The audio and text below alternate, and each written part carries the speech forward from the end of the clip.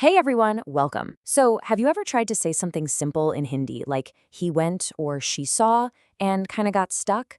It might seem a little complicated, but trust me, there's a really straightforward rule for talking about he and she in the past tense. We're going to break it all down right now. Let's jump in. Okay, so let's just start with a simple question. How would you say he spoke in Hindi? Now, don't worry if you have no idea. Just kind of tuck that question away in the back of your mind. By the end of this, I promise you'll know exactly how to say it. All right, first things first, let's meet our subjects for today he and she.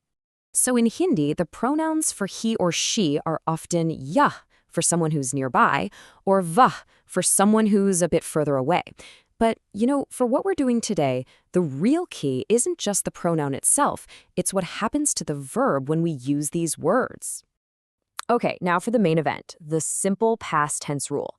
And we're going to focus on what are called intransitive verbs. That sounds technical, I know, but all it means are action words that don't need an object. Think he slept or she walked. And the rule for these, it's awesome. It is so straightforward. Okay, so here's part one of the rule. When your subject is masculine, like he or any guy's name, the rule is super, super consistent. You just take the root of the verb and you just add the suffix ah.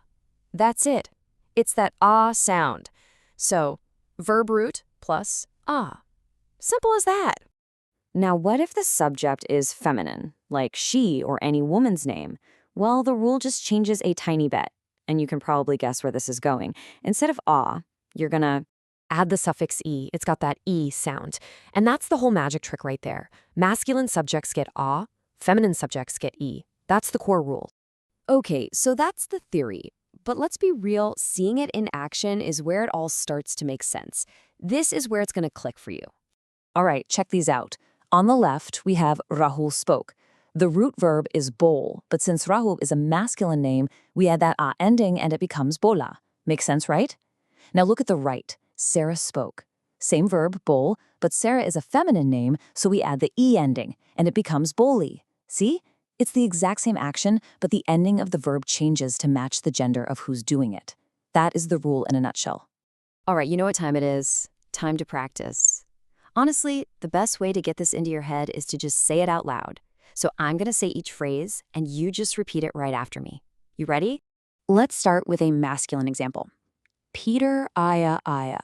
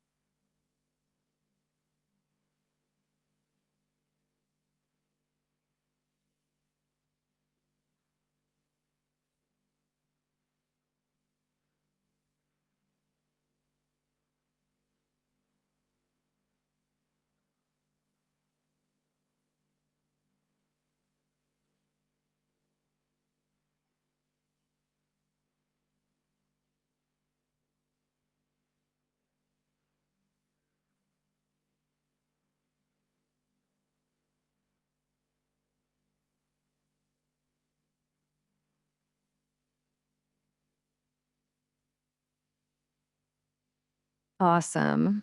Okay, here's another one. Va chalao.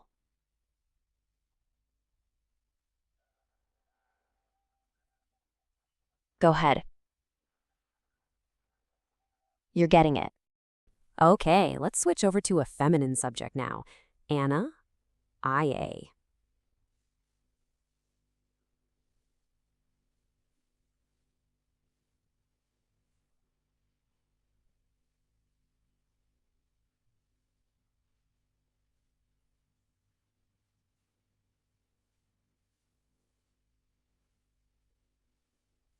Try it.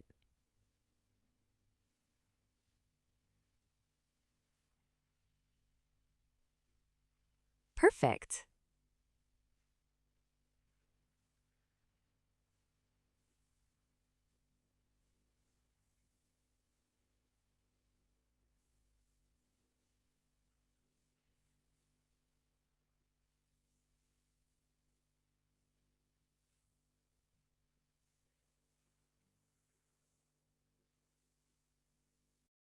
And one more just to lock it in. Va chali. Last one.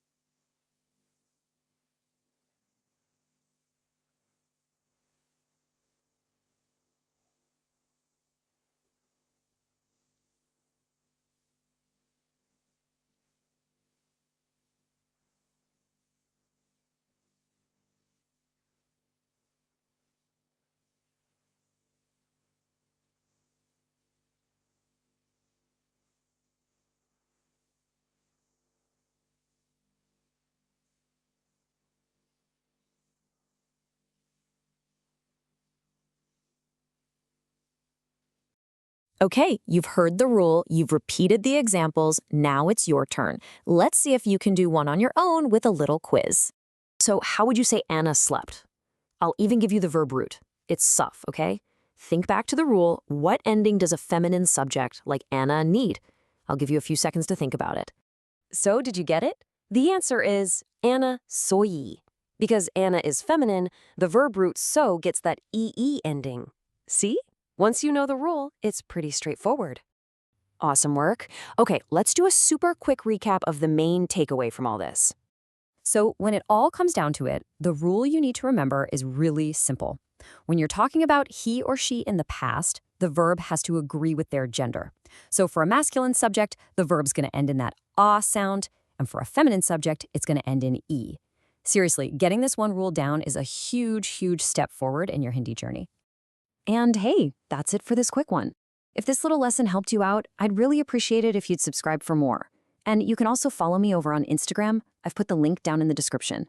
And you know what? If you're interested in maybe doing some one-on-one lessons, just send me a message on Instagram or shoot me an email. Thanks so much for hanging out and learning with me today.